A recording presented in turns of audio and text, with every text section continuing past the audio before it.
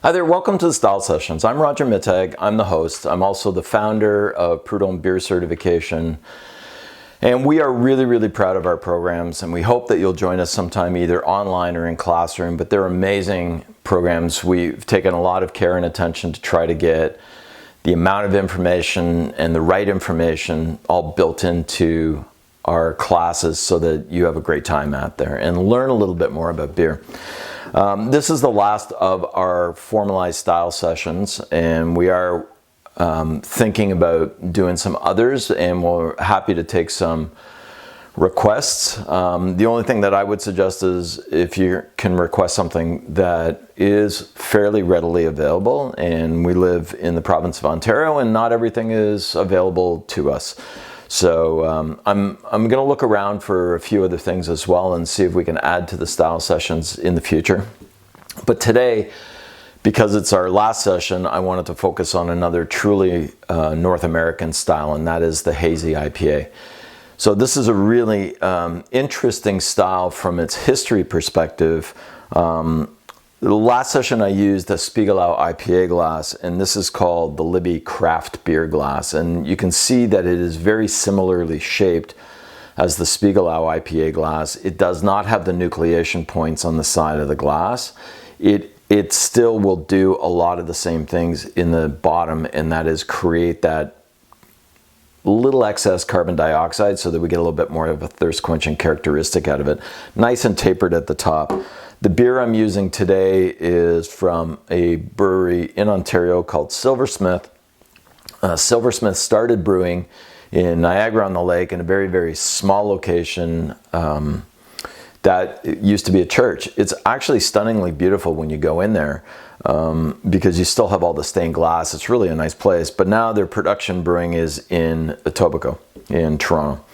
So this is called 20 Hazy Years, and let me pour it and then we can have a little discussion about what its characteristics are in the history of this style. So I'm being careful again because I don't want to create too much foam. And that'll get me to where I want to be. So the biggest difference that you can see between this and a West Coast IPA is, even though I've got some similar colors, this is completely opaque, which is what I call cloudy. So hazy to me is translucent, but everybody in the industry is calling these hazy IPAs. So they definitely are cloudy. You cannot see one thing through them. Beautiful colors to them, almost pineapple, mango, peach colors, that light golden. And you can see that it's slightly different from the bottom. So light really affects the color of beer. Big white frothy foam, which I'm expecting from IPAs because IPAs have lots of protein from the hops and from malt. So you get this really nice foam in there. And mine's collapsing a bit, so I think what I'm going to do is top it up and then it'll come proud of the rim, which looks, I love it when the foam just comes up over top. So let me give you some of the characteristics first of all. So big thing with hazy IPAs is even though you get the grapefruit and the pine, there are other characteristics that you should be looking for. Predominantly some tropical fruit notes. So things like papaya, mango, pineapple, you might get lychee, guava, passion fruit. Those are all typical characteristics that we look for in this particular style of beer. The resiny characteristics are usually a little bit more subdued, so it might be some bright pine needles. Normally there's not a lot of dank or mustiness in this particular style. A lot of people refer to these as juicy, so you're going to get that pineapple, mango, orange juice kind of characteristic that comes out.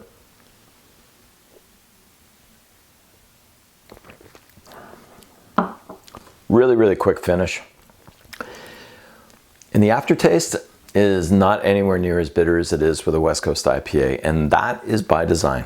So a lot of beer, let me give you the history behind it, and then we can talk a little bit more about the characteristics of this particular style. So they tend to have a little bit of a thicker mouthfeel, and that's because of all the cloudiness that's associated in there. A lot of times when brewers are making these beers, they're adding wheat and oats in there to increase mouthfeel. Now, when you add wheat and oats into a beer, in essence, what you're doing is you're lowering the intensity or the perceptive bitterness that's available to the drinker. The other thing is, a lot of times these hazy IPAs are higher in alcohol. Alcohol adds a little bit more sweetness, and when you get more sweetness, you get less bitterness because it's balancing that all out.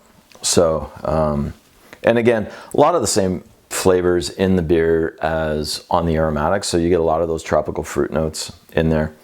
The pithy bitterness is a little less, so there's some tannins, but it's not necessarily pithy. It could be more grape skin, grape seed kind of bitterness.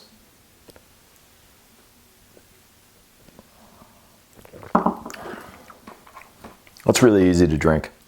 And I think a lot of people have gone to these because they're so easy to drink. So give you a bit of history, and it's really hard. Some people take credit for things, others don't. But the biggest assumption is that IPA started to change when the Alchemist Brewery in Vermont created Heady Topper. And Heady Topper is the Alchemist version of a West Coast IPA. And they use a little bit more malt, they had a little bit more alcohol content in there. So the bitterness actually dropped down. And then a lot of people started referring to that style because once they started brewing it, then others in that area in New England started brewing those kind of styles as well. So then these became known as, and the other thing is that they're using Vermont ale yeast. And Vermont ale yeast is a really interesting little character. Used properly in the right conditions, it can elicit all those tropical fruit notes. Even though some of the tropical fruit notes are coming from hops, we're not 100% sure where everything is actually coming from. So these beers started to become known as New England IPAs, Vermont IPAs, and then gradually brewers that were making them in other parts of the countries, whether it's the United States or even Canada, started referring to them as hazy IPAs or even juicy IPAs. I think what's going to settle out, because nobody in Vermont, I was reading an article about this recently, but the brewers in Vermont do not refer to their beers as Vermont IPAs or even New England IPAs. They're simply IPAs or hazy IPAs. So I think what's going to happen is down the road, we're going to not use the terms New England, Vermont, and these will simply be referred to as hazy IPAs, which I think makes a lot of sense. But I think a lot of brewers went to this because it was a lot easier to drink. And when you lower the IBUs and you lower the bitterness in your beer, it is far more consumable. And brewers need reasons to keep their beers on the shelf and being consumed, because that's what keeps the lights on in a brewery. So I hope you've enjoyed our look at hazy IPAs today. I hope you've enjoyed the style sessions. If you've just joined us, make sure you check out all the other ones. There's some really cool sessions that we talk about a variety of different global beer styles, very traditional beer styles, by the way. But thank you very much for joining us, and I look forward to connecting with you again in the future. So once again, if you need more beer information, check out tfkbeer.com and check out Prud'homme Beer Certification, and we look forward to helping you celebrate the world of beer one glass at a time. Cheers.